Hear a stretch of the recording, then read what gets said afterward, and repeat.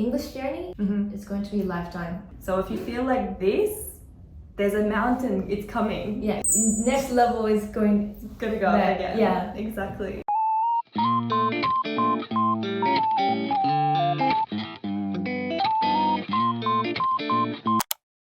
Okay, so now we have Cami-san here. Hi. Could you please introduce yourself? Okay, so my name's Cami and I'm from Australia, from Perth, and I've been working at Berlitz for 10 years. 10 years. Yeah, and I've been living in Japan for 10 years as well. So what brought you here in Japan? So actually, I really loved studying Japanese. I studied it in high school and I studied it in university. So how long have you been learning Japanese? I started studying in the last year of high school. So it must be like 14. Oh, it's pretty much the same as me. Oh, it's the Yeah, same I've as been learning you. English for like 14 years. Oh, maybe my 15 God. years. Yeah, okay, Yeah. there we go. Wow. I think it's a lifetime. Yeah, definitely. That's one of the things that I wanted to talk about today. Most of my viewers, and they're worrying about their English. Oh, my English is not good. But you're only studying for 2 years, right? Yes. I wanted to emphasize the English journey. It's going to be lifelong. What do you think about that? I agree. I think it's lifelong and I think there's different peaks in your learning. So for example, the first year, you'll probably learn quite a lot and you'll feel really impressed with yourself maybe. And then you'll be like, wow, I know so much. And then you'll hit a plateau and you feel like you're not learning anything new. I do think it's a lifelong thing, but that's what all of life is anyway, not just language. Right. So How did you motivate yourself when you're in plateau? Oh, that's a difficult one. I think there's two ways that I usually motivate myself. The first way is you need to be interested in something. You need to have fun learning the language or you're not going to learn. Or well, you can, but it's difficult. So when I'm struggling with improving my Japanese, I think, is there any music that I can try to listen to, or are there any new YouTube videos that I can try and watch? What's something fun and interesting in Japanese that makes me want to learn more? And then the second thing is you can of course improve your Japanese or your English just by talking to people every day or something like that. Sorry, I'm making the table move so much. No, that's me, I think. I was like, but every time I nod, the camera goes like, I keep being like, yes, yes. Okay, perfect. I'll try not to touch the table. No, you can touch the table. I'll just do this. Okay. When you studied Japanese in your high school and university, did you learn it by textbook? Yes and no. So actually, normally in Australia you can choose to study Japanese, French or Chinese, something like that when you're 14. And then, because in Australia high school's from 13 to 17. And then I didn't choose Japanese, I chose French. Oh. Yeah, and then when I was 16 or 17, I decided I wanted to study Japanese and my school said no, because you haven't been studying. Right. And I said, I will prove it to you that I can join the class. Wow. So I started, but I did the textbook or like this kind of lessons, but in Japan, like just face-to-face. Everything was in Japanese. That time, so when I studied, it wasn't all in Japanese, it was actually in English as well. So you learned Japanese by English, Yes. using English. Yes.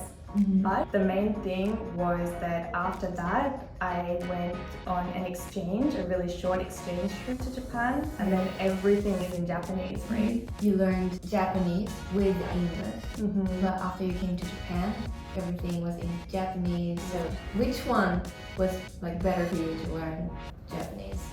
It was definitely better to learn Japanese in Japanese. Oh really? Because Yeah. I'm sorry.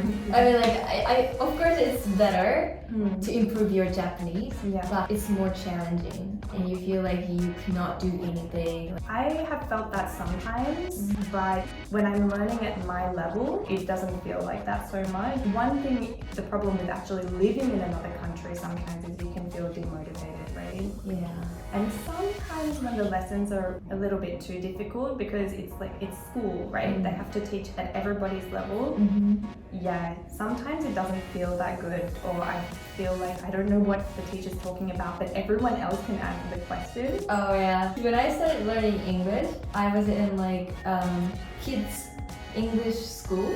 Oh, yeah. I was already 10 years old, but everyone else started learning English from like 3 or 4. They could understand what teachers were saying. But that was only me who couldn't understand anything, like literal zero. Mm-hmm. And I felt very discouraged. And then I started to feel like, oh, I don't want to go. I don't want to go to the school. I'm surprised that after that experience, you still were interested in English. What happened there? So yeah, for the first try, I wanted to give up. Because I thought English is not my thing. But after that, when I entered junior high, my English score was really high. Okay. And yeah, I was like the top student in English class.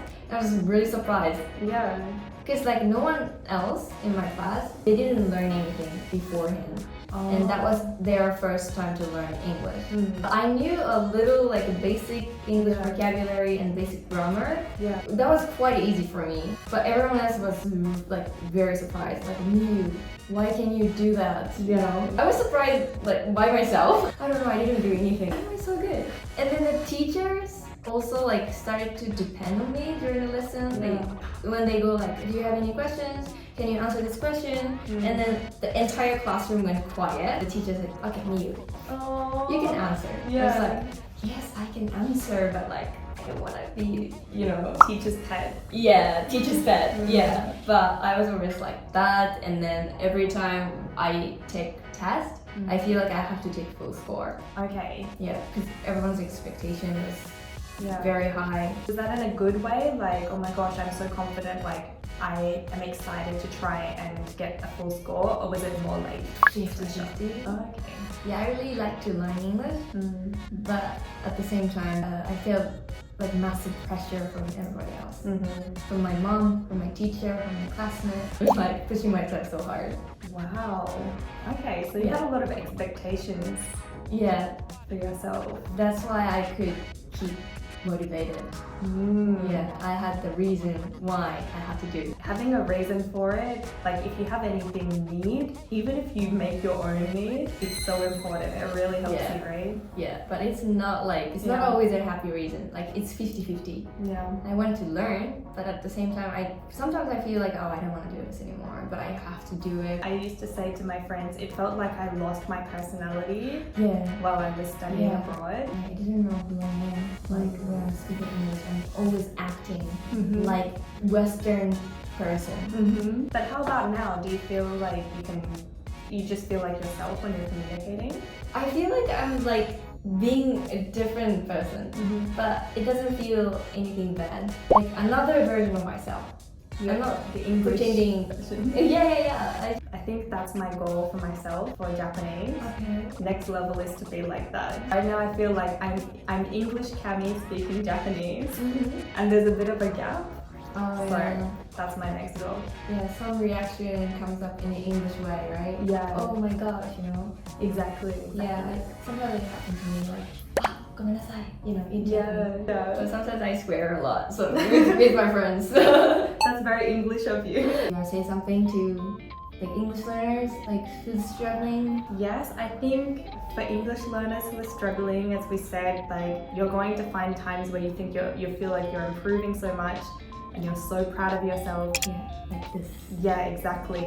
So if you feel like this, there's a mountain, it's coming. Yeah, it's coming definitely. Yeah. It's not going like this forever. Exactly. It's going up, and then you go like this, but next level is going gonna go back. again. Yeah, exactly. Making mistakes is a good thing, and communication and accuracy with speaking are two different things, and communication is so important.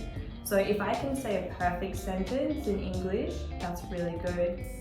But if I don't push myself to talk to people, and if I worry too much about making mistakes, then it doesn't matter if I'm perfect. So don't worry. Yeah, I still make a lot of mistakes. Okay. I make mistakes in English. I'm sure some people I make mistakes do. in Japanese. Yeah, I make mistakes in Japanese. Like I know a lot of you guys might have seen my previous like Japanese speaking video. I always like, oh, this is not the correct Japanese, Yeah. It happens because we're human. Exactly. So like, don't worry about like the correct grammar or correct English. you don't have to worry about that too much. And then if you say the wrong thing and it's funny, then we're both gonna laugh as well, and that's fun for both of Yeah, us. that's fun. I always confuse with sit and the other one. You know, I'm not gonna say this, but like the other one. Yeah. So I always made a mistake. Like sit down. When you say sit down, you know, I always say it in a different one. It's okay. It's funny. Yeah, because you can make new words within your friend group. And as long as they know that you didn't say it on purpose. Yeah. Like, you just made mistakes. So it's okay. I think so. Yeah. Thank you so much. Thank you as Yeah, well. It was really lovely fun talking to you. Bye bye.